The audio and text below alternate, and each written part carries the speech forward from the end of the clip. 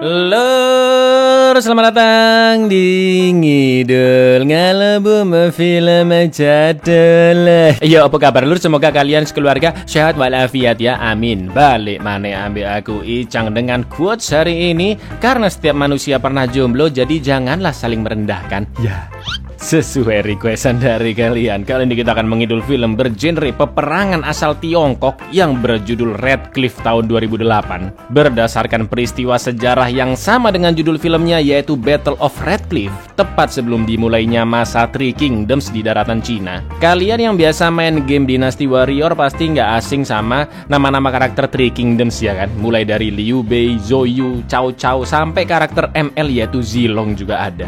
Wah, ini lur salah satu film perang yang strateginya sangat-sangat epik, pokoknya wajib nonton sampai habis. Red Cliff mengisahkan tentang akhir dari kekuasaan dinasti Han di daratan Cina, yang mana seorang panglima perang penguasa Han bagian utara mendeklarasikan peperangan dengan Han bagian selatan. Seperti apakah keepikan film perang satu ini? Langsung aja kita ke request pertanyaan lutsnut dari dulurku Bangor boy. Cak, dosa gak sih makan mie sukses pas lagi susah? Ya, gak dosa lur. Yang dosa itu kalau pas lagi susah makan mie sukses tapi dapat nyolong. Nah itu baru ya. Monggo sekecaaken.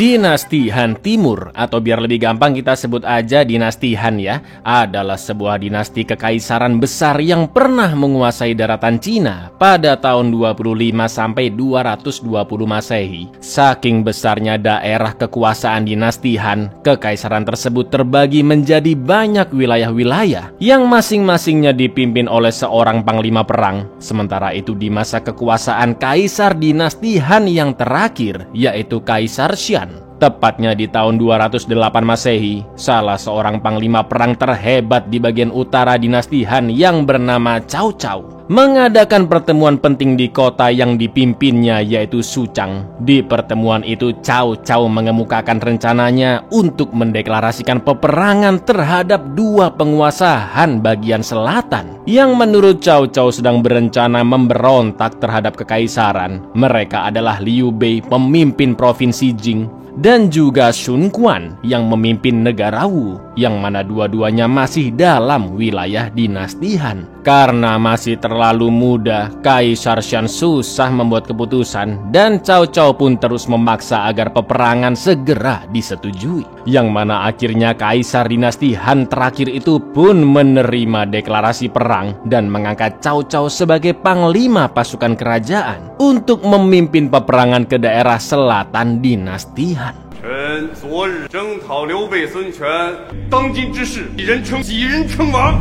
刘孙逆贼，目前在南面各据一方。向曹操率天子之兵。 Akan tetapi dengan beraninya, salah satu senator dinasti menolak rencana tersebut. Karena menurutnya Cao Cao lah yang ingin merampas kekuasaan dinasti, sedangkan Liu Bei dan Sun Quan tidak ada sedikit pun niatan memberontak pada kekaisaran. Mendengar itu, sang Kaisar Xian yang masih bocil pun hanya terdiam takut. Sementara Cao Cao hanya tersenyum dan langsung memerintahkan bawahannya untuk segera mengeksekusi mati senator tersebut. Dan inilah Jurang Merah bagian pertama. 也难招天下大信吾，并无反意啊！祭旗。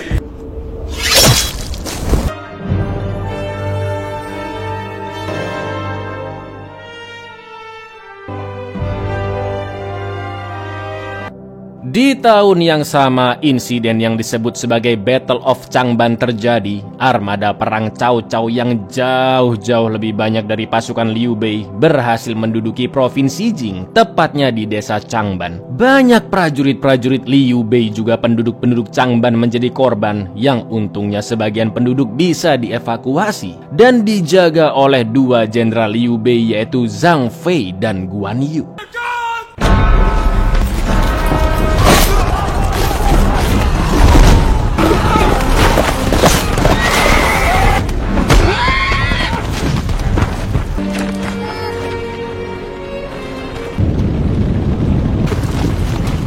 Namun sayang satu-satunya keturunan Liu Bei yang masih bayi serta istri Liu Bei bernama Lady Mi belum berhasil diselamatkan dari desa, yang mana akhirnya Liu Bei pun mengutus jenderal perang terhebatnya yaitu Zilong untuk kembali ke Changban demi menyelamatkan Lady Mi bersama bayinya. Di saat yang sama, Jenderal Zhang Fei beserta pasukannya menggunakan perisai emas untuk menyilaukan mata armada perang Cao Cao dengan pantulan sinar matahari demi melindungi masyarakat Changban yang sedang dievakuasi.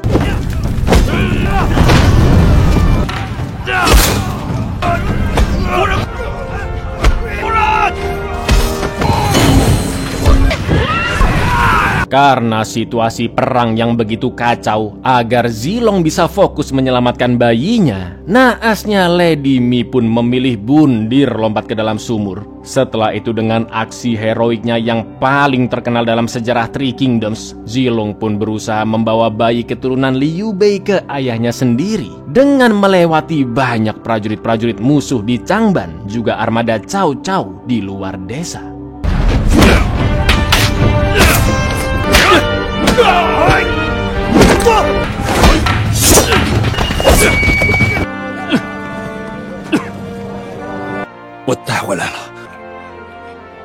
Sementara itu di tengah medan peperangan, seorang jenderal Liu Bei lainnya yaitu Guan Yu dengan nekatnya maju melawan pasukan musuh, bahkan maju ke depan panglima perangnya langsung yaitu Cao Cao untuk menunjukkan kepada pihak lawan walaupun Liu Bei kalah karena jumlah prajurit yang lebih sedikit, namun beliau memiliki jenderal-jenderal yang gagah berani dan juga loyal seperti Guan Yu, Zhang Fei dan juga Zilong.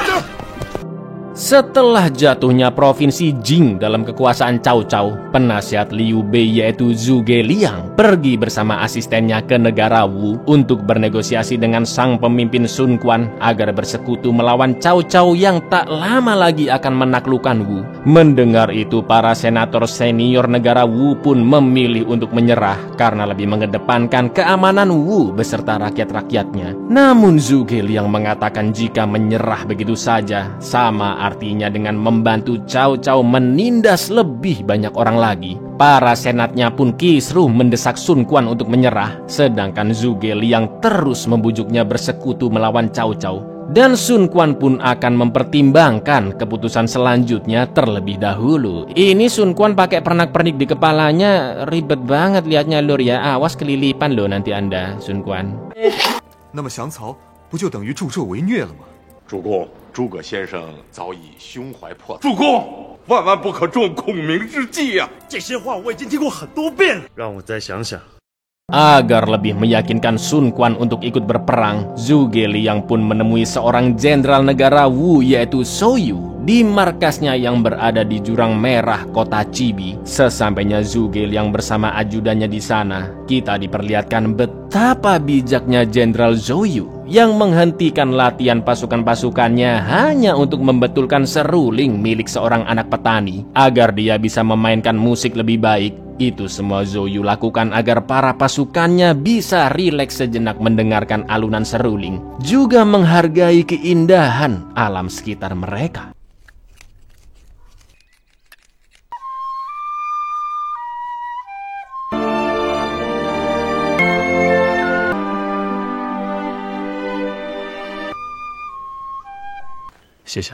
Alih-alih mendiskusikan perang secara langsung, karena Zhou Yu adalah pribadi yang intelektual, Zhuge Liang lebih memilih menunjukkan sikap santun dan rendah hatinya agar Zhou Yu dapat menilai sendiri kesungguhan dari Zhuge Liang untuk membujuknya bersekutu melawan Cao Cao. Di markasnya di Jurang Merah, Zhuge Liang menemani Zhou Yu dalam berbagai kegiatan di sana, mulai dari membantu istri Zhou Yu bernama Xiao Qiao dalam persalinan peliharaan kuda kesayangannya, bermain kecapi Cina yaitu Qin, lalu mengikuti acara minum teh bersama. Melihat sikap Zhou Yu yang begitu hangat, Zhuge Liang pun mengetahui jika Zhou Yu sudah setuju untuk bersekutu bersama Liu Bei melawan Cao Cao. 对不起，让一下，2只前脚要一起出来才是顺战。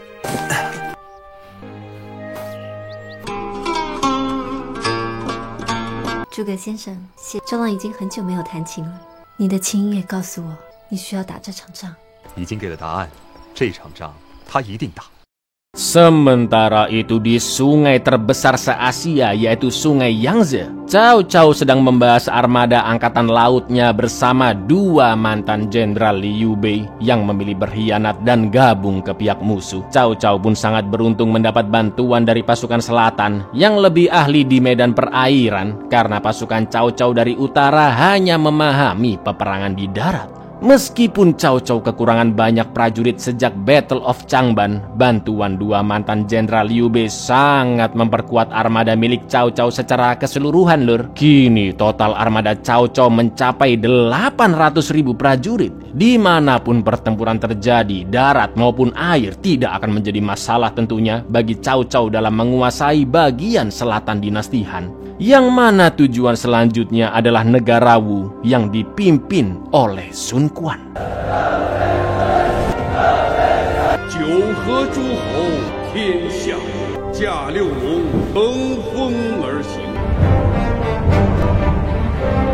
Di istananya Sun Quan galau memikirkan surat dari Cao Cao yang meminta Sun Quan untuk menyerah karena pasukannya sebanyak 800.000 akan datang menyerang dari darat maupun sungai menuju negara Wu. Adik Sun Quan yaitu Sang Xiang berusaha menenangkannya, namun Sun Quan masih membanding-bandingkan prestasi mendiang ayahnya sebagai raja sebelumnya yang jauh lebih hebat. Di mana ketika seumuran dengan Sun Quan sekarang, beliau berhasil menguasai wilayah yang sekarang akhirnya diduduki negara Wu. Tak lama kemudian Zhou Yu alias kakak Sun Quan datang untuk meyakinkan adiknya agar jangan menyerah begitu saja terhadap Cao Cao. Lalu demi mengembalikan api semangat perjuangan Sun Quan, Zhou Yu pun mengajak adiknya untuk berburu macan bersama Sang Xiang juga beberapa prajurit kerajaan. 走吧。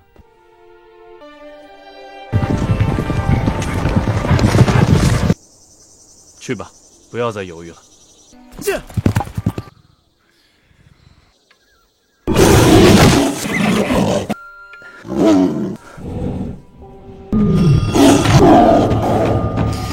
Siasat Zhuge Liang untuk meyakinkan Sun Quan lewat kakaknya Zhou Yu pun berhasil. Setelah selesai memburu macan, keteguhan hati Sun Quan pun telah kembali dan akhirnya dia setuju untuk bersekutu dengan Liu Bei dalam menghadapi serangan Cao Cao. Hore, berhasil.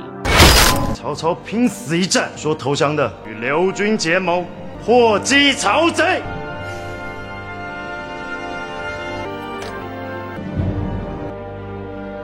Zhou Yu beserta pasukannya pun pergi ke kota Xinye dan bertemu dengan Liu Bei juga jenderal-jenderalnya yang sedang melakukan kegiatan sehari-hari. Mulai dari Zilong yang melatih prajuritnya, Guan Yu yang sibuk mengajar anak-anak cara TikTok affiliate, Zhang Fei yang fokus menulis kaligrafi Hanzi, sampai Liu Bei sendiri yang telaten membuat sepatu dari jerami meskipun dia adalah seorang panglima perang. Ketika ngobrol-ngobrol dengan Zhou Yu, Liu Bei pun mengucapkan terima kasih karena negara Wu akhirnya mau bersekutu melawan Cao Cao. Namun Liu Bei sempat ragu saat mengetahui jika Zhou Yu hanya membawa 30.000 prajurit yang menurutnya terlalu sedikit. Mendengar itu dengan bijaknya Zhou Yu pun mengatakan sebuah perumpamaan bahwa sebatang jerami sangat mudah dipatahkan, namun jika disatukan menjadi sepatu seperti yang dibuat Liu Bei, maka jerami-jerami itu akan sulit untuk dirusak. Yang mana artinya meskipun jumlah pasukan Zhou Yu sedikit, tapi jika digabungkan dengan armada Liu Bei serta kepemimpinan jenderal-jenderal hebat di belakang beliau, juga strategi yang cerdas, Zhou Yu pun yakin jika musuh sekuat Cao Cao pasti bisa dikalahkan.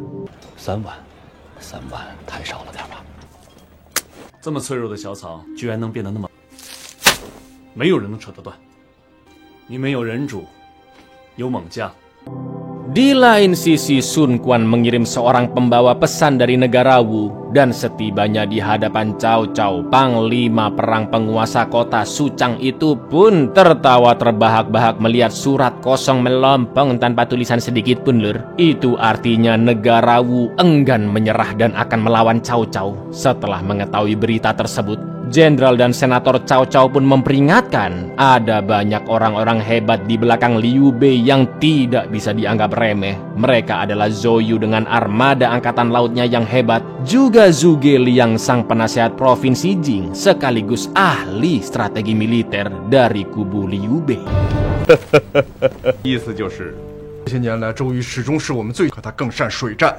你和东吴组成联盟，斗胆顽抗。还有一个人也，谁？就是诸葛亮。 Setelah itu kedua kubu pun sama-sama mempersiapkan armadanya masing-masing. Pihak sekutu terdiri dari Liu Bei, Zhou Yu yang bekerja di bawah Sun Quan. Bahkan Sang Xiang, adik Zhou Yu, pun juga ikut berperang bersama pasukan wanita pemanahnya. Sementara itu pihak musuh dipimpin oleh Cao Cao yang berasal dari bagian utara dinasti Han. Karena mengetahui kekuatan angkatan laut pasukan selatan, maka dari itu Cao Cao menggunakan armada lautnya untuk menyusuri sungai Yangtze yang hanya sebagai pengalih pasukan Zhou Yu saja, dan penyerangan sebenarnya akan dipimpin oleh pasukan darat. Namun ternyata Zhou Yu bisa membaca strategi Cao Cao yang akan langsung menggempur markas militer negara Wu di kota Chibi, tepatnya di Jurang Merah atau Red Cliff. 他沉不住气，今晚一定出兵。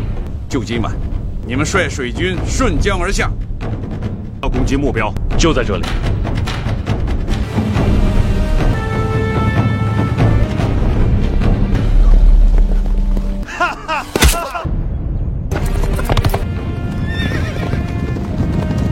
Total pasukan Cao Cao 800.000 prajurit melawan pasukan sekutu yang hanya 50.000 prajurit. Beda jauh banget ya kan, Lur? Tapi jangan salah Anda, strategi Zhuge Liang dan Zhou Yu nggak kaleng-kaleng, Lur. Pertama, mereka menggunakan pasukan Sang Xiang untuk memancing musuh. Selanjutnya menggunakan ranting-ranting pohon yang diseret di tanah agar debunya mengganggu pandangan pasukan musuh. Lalu setelah prajurit darat Cao Cao melewati kepulan debu, ternyata mereka sudah masuk ke dalam perangkap sesuai ide dari sang ahli strategi Zhuge Liang, yaitu formasi Ying yang berbentuk lingkaran, dan seakan-akan prajurit-prajurit musuh terjebak di dalamnya bagai labirin. Sumpah, scene ini wah ngeri sekaligus epic banget.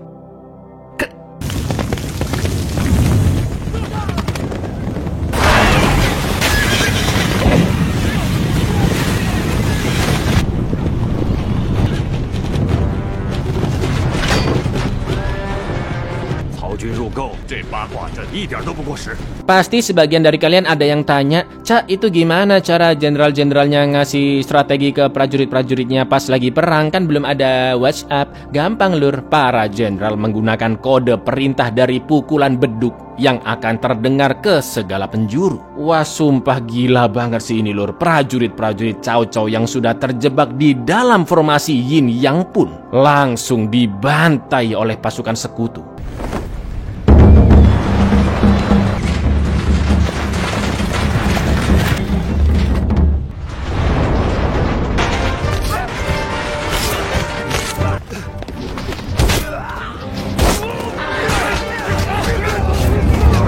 Karena musuh mulai menyadari cara untuk menghancurkan formasi, yaitu dengan membunuh prajurit-prajurit sekutu di area dinding, Zhou Yu dan Zhuge Liang pun memulai strategi selanjutnya, yaitu menerjunkan jenderal-jenderal terhebat mereka langsung ke pertempuran. Mulai dari satria kepercayaan Zhou Yu yaitu Gan Xing, dan 3 jenderal terhebat Liu Bei yaitu Guan Yu, Zhang Fei, dan Zilong. Anjir, ngeri.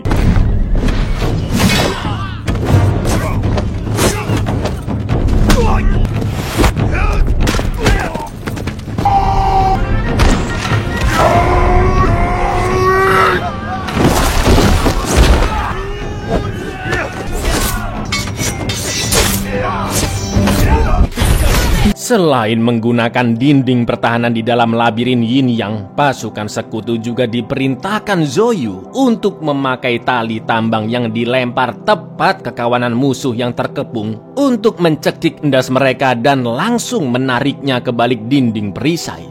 Mamam.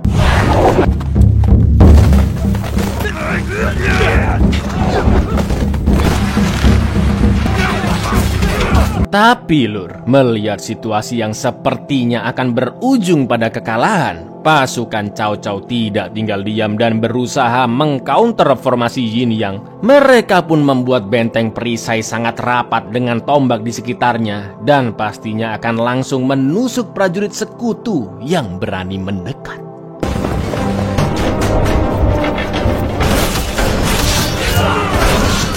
Namun, ternyata Zoyu dan Zhuge Liang juga sudah memprediksi setiap kemungkinan serangan musuh yang akan terjadi. Dengan aba-aba dari Zhuge Liang, Zhang Fei dan Zilong menggunakan batang besi berduri yang langsung memecah formasi perisai pasukan Cao Cao.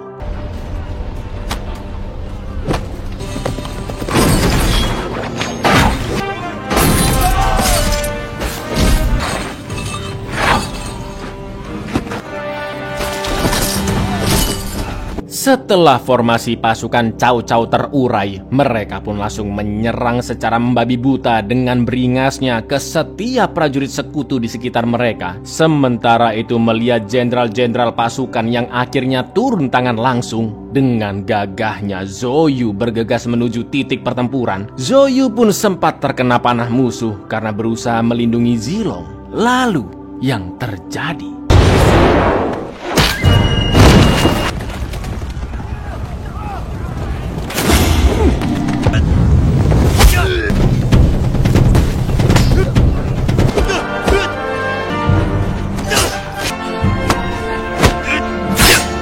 Setelah semua keepikan yang ditunjukkan oleh pasukan sekutu, pertempuran pun ditutup dengan aksi heroik Gansing yang membuat jenderal musuh langsung bertekuk lutut.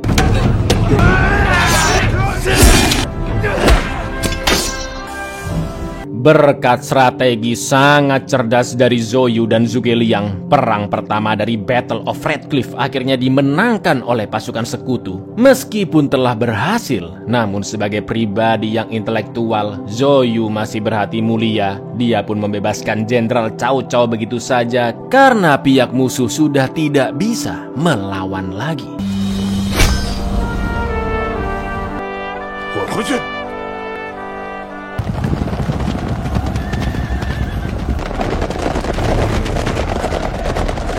Sementara itu di armada kapal, pasukan Cao Cao yang sejatinya lebih ahli di pertempuran darat, satu persatu mulai terkena mabuk laut dan pastinya mengurangi kekuatan perang Cao Cao secara keseluruhan. Namun meskipun pasukan berkudanya kalah di darat atas pasukan sekutu, Cao Cao pun tidak menunjukkan kekhawatiran sama sekali. Harga diri serta ambisinya yang begitu besar membuat Cao Cao yakin jika dia bisa mengalahkan sekutu dalam peperangan di Sungai Yangtze nantinya. Lalu untuk lebih mempersiapkan pasukannya, Cao Cao memerintahkan armadanya untuk berkemah tepat di seberang Jurang Merah sebelum menggempur pasukan sekutu secara langsung.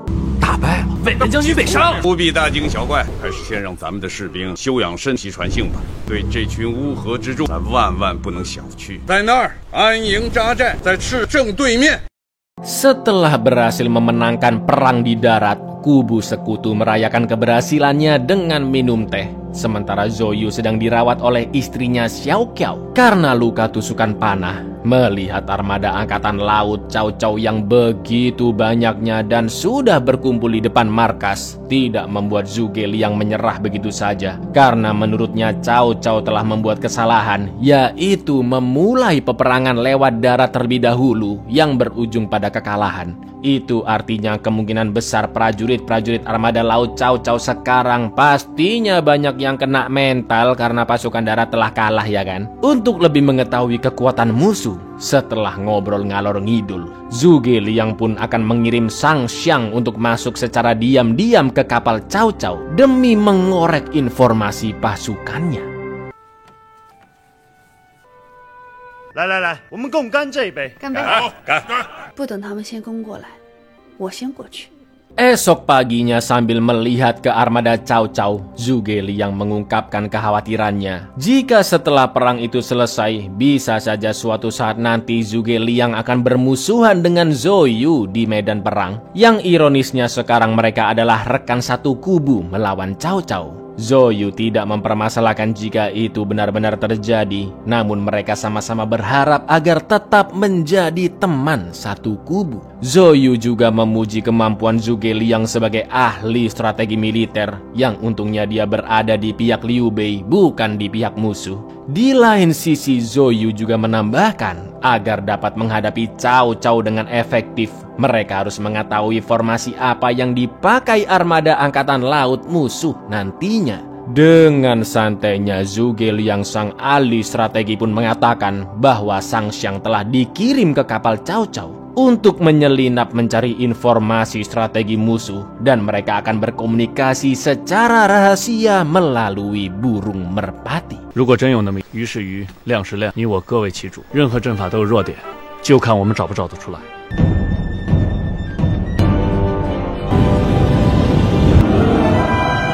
Di markas sementara di pesisir sungai Yangtze, Cao Cao pun mengadakan berbagai kegiatan untuk mengembalikan semangat juang prajurit-prajuritnya. Mulai dari latihan formasi peperangan sampai kompetisi futsal juga ada ini lur, beneran ada ini. Di balik ambisinya mengalahkan pasukan sekutu dan menguasai bagian selatan dinasti Han. Karena selama ini selalu menang di setiap pertempuran, Cao Cao pun menerima kekalahannya di perang darat dengan lapang dada. Karena menurutnya peperangan tidak akan asyik jika dirinya selalu menang. Loh, terlalu meremehkan lu Anda ini Pak Cao, Pak Cao. Awas lu, hati-hati lu karma, Pak. 咱们南征北战多少年，从来没败。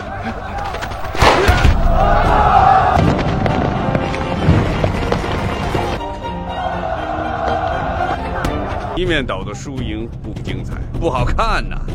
Bagaimanakah kelanjutan pertempuran armada angkatan laut Cao Cao melawan pasukan sekutu di Battle of Red Cliff? Monggo ente-ente komen di bawah kalau mau film bagian keduanya dingidulin ya kan. Assalamualaikum.